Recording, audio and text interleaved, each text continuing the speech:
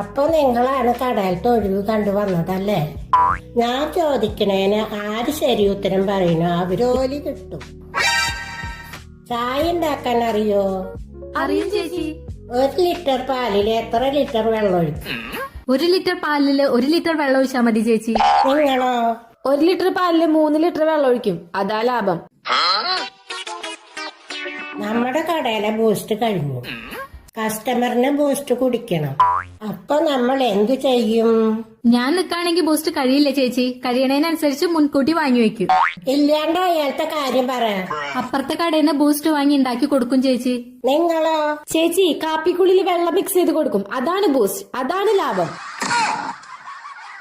കടയുടെ താക്കോല് നിങ്ങൾക്ക് തരാന്ന് വിചാരിക്കും. അപ്പൊ നിങ്ങൾ എത്ര മണിക്ക് കട തുറക്കും? ഞാൻ 3 മണിക്ക് എണീറ്റ് കുളിച്ച് 4 മണിക്ക് വന്ന് കട തുറക്കും. ഞാൻ വീട്ടിലൊന്നും പോയില്ല, കടയിൽ തന്നെ കിടക്കും.